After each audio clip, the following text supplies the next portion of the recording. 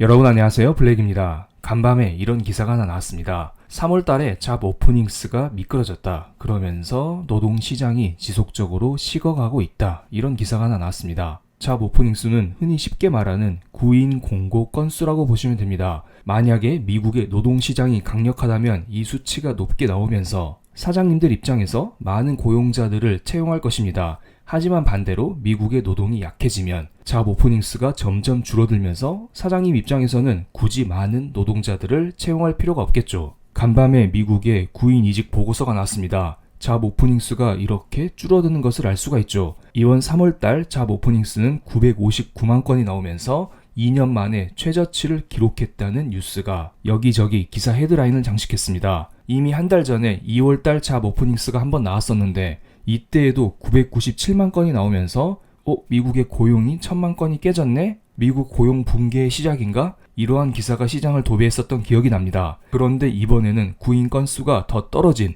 959만 건이 나오면서 2년 만에 최저치를 기록했다는 소식이 있습니다. 구인 건수가 떨어진 속도가 아찔하긴 합니다. 하지만 어떻게 보면 여전히 구인 건수가 높은 수치예요. 팬데믹 이전에는 이 수치가 500만 건, 600만 건이었는데 이제 하도 오랜 기간 동안 1000만 건 이상을 유지하다 보니 959만 건만 나와도 2년 만에 최저라고 약간은 공포스러운 느낌의 기사가 나오고 있습니다. 파월이 늘 입버릇처럼 하는 말이 있어요. 우리 미국은 고용이 튼튼해. 그래서 사람들의 수요가 확실하기 때문에 물가 역시 높아. 그렇기 때문에 무조건 금리 인상을 해야 돼. 지금은 금리를 동결할 이유가 전혀 없어. 만약에 여기에서 금리를 동결하면은 물가 잡는 것을 실패할 수 있어. 그렇기 때문에 나는 금리 인상할 거야. 이 말을 지속적으로 해왔습니다. 어떻게 보면 이 말이 맞긴 맞죠. 현재 미국의 물가는 매우 높습니다. 그렇기 때문에 금리 인상을 통해서 이를 잡아야 할 필요가 있긴 있습니다. 그런데 금리를 올리게 되면 경제가 꺾이죠. 하지만 지금 미국의 고용이 튼튼하잖아요. 그렇기 때문에 파월은 고용에서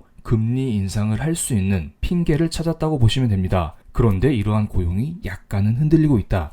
지금의 현 미국 상황을 이렇게 정리드릴 수가 있습니다. 그래서 미국의 2년물 국채금리가 간밤에 장대 음봉이 나오면서 3.96%에 마감했습니다. 비교적 단기금리인 미국의 2년물 국채금리는 미국의 금리 인상 확률과 연관되어 있습니다. 만약에 미국의 2년물 국채금리가 오른다면 앞으로 미국은 기준금리를 더 올린다, 이런 말로 해석을 할 수가 있겠고요. 반대로 미국의 2년물 국채금리가 떨어진다는 것은 앞으로 미국에서 기준금리를 더 이상 올리지 않겠네, 아니면 생각보다 덜 올리겠네, 이렇게 우리는 해석할 수가 있습니다. 그래서 현재 이런 분위기라면 이제는 금리를 그만 올리는 게 맞을 수도 있겠습니다. 그래서 요즘의 화두는 이겁니다. 앞으로 금리를 한 번 혹은 두 번 정도 올리긴 올릴 텐데 과연 이번 5월 연준회의가 마지막 금리 인상일까? 아니면 다음 6월달 연준회의가 마지막 금리 인상일까? 파월은 도대체 언제 금리를 마지막으로 올릴까? 파월 연준장이 언제까지 기준금리를 올릴지 이것도 중요하지만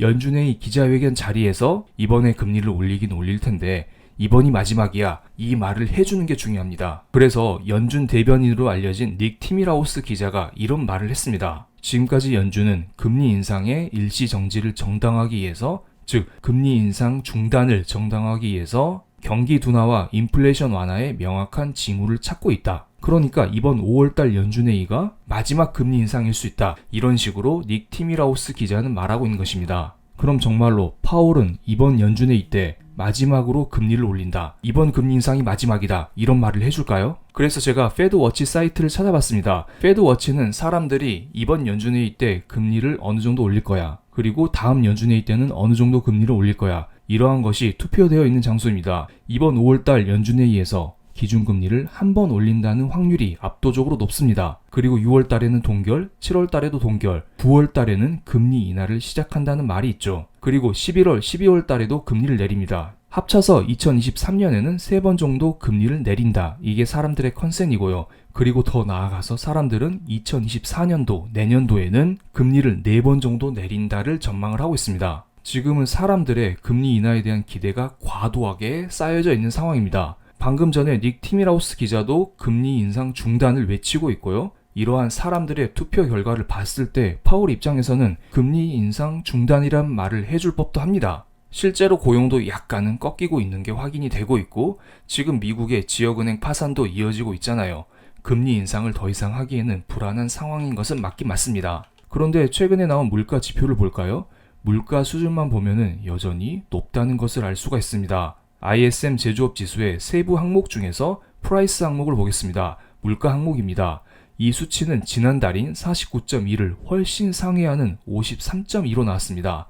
세부 항목 중에서 전월 대비 가장 높은 수치의 상승을 보여주고 있습니다. 그만큼 여전히 물가가 부담이다, 이것을 우리는 알 수가 있고요. 미국의 여러 물가 항목 중에서 비교적 최근에 나온 수치를 보겠습니다. 이것은 근원 PC 개인 소비 지출 물가 지수의 전년 동월 대비 상승률인데요. 물가가 꺾이는 게 보이시나요? 저는 그렇게 보이지 않습니다. 근원 PC 물가 지수는 이번에 예상치인 4.5%를 상회하는 4.6%로 나왔는데요. 물가가 여전히 높은 수치임을 알 수가 있고, 그리고 전체적인 추세를 봐도 꺾이는 게 전혀 보이고 있지 않습니다. 우리가 아는 소비자 물가 지수는 9.1%에서 5%까지 거의 반토막이 났잖아요. 물론 상승률 기준으로 보면 말이죠. 그런데 근원 PC 물가 지수는 5%대에서 4%대로 살짝 내려온 수준에 그치고 있습니다. 이렇게 고물가가 유지되고 있는데 파월 입장에서 쉽게 금리 인상 중단이라는 말을 외칠 수가 있을까요?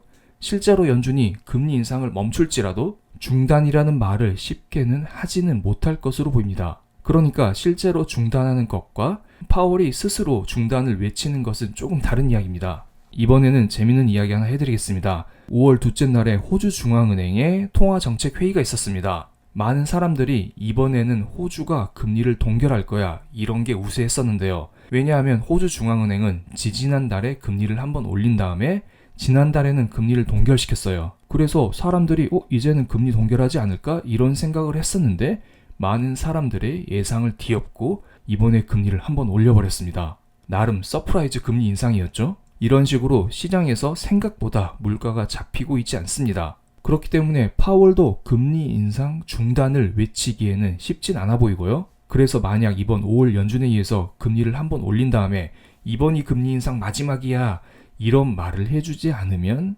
사람들이 꽤 실망할 수도 있을 것 같습니다. 물론 저는 투자자 입장에서 파월이 금리 인상 중단이란 말을 해줬으면 합니다. 그런데 이게 생각보다는 쉽지 않다는 점, 그리고 파월 입장에서 금리 인상 중단이 정말 턱 밑에 왔을 때 금리 인상 중단을 외칠 수 있다는 점, 이 점은 염두에 두시기 바랍니다.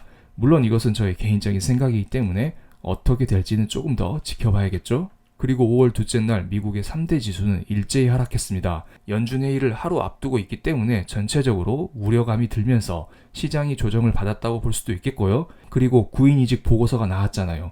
미국의 구인 공고 건수가 많이 떨어졌기 때문에 시장이 어느 정도 출렁거렸다고 보시면 될 것 같습니다. 실제로 회색 음영친 경제 위기 직전에 항상 미국의 구인 건수가 이런 식으로 떨어지는 모습이 나왔습니다. 2001년 IT 버블이 터졌을 때도 그랬고 2008년 서프라임 경제 위기가 터졌을 때에도 이렇게 구인 건수가 살짝 둔화되는 모습이 나왔습니다. 또한 코로나 경제 위기가 터지기 직전에도 구인 건수가 이런 식으로 스무스하게 떨어졌었죠. 그런데 이번에는 구인 건수가 역사적으로 가장 가파르게 떨어지고 있습니다. 그렇기 때문에 많은 사람들이 이제 미국 경제 위험한 거 아니야? 이러한 우려감이 들면서 미국의 3대 지수가 일제히 빠졌다, 이런 식으로 생각하시면 될 것 같고요. S&P 500 섹터별 흐름을 봐도 맨 오른쪽에 나와 있는 에너지 섹터, 이쪽이 많이 빠졌네요. 경기 침체 우려가 커지기 때문에 앞으로 국제유가가 떨어질 것을 우려하면서 에너지 섹터가 빠졌다고 보시면 됩니다.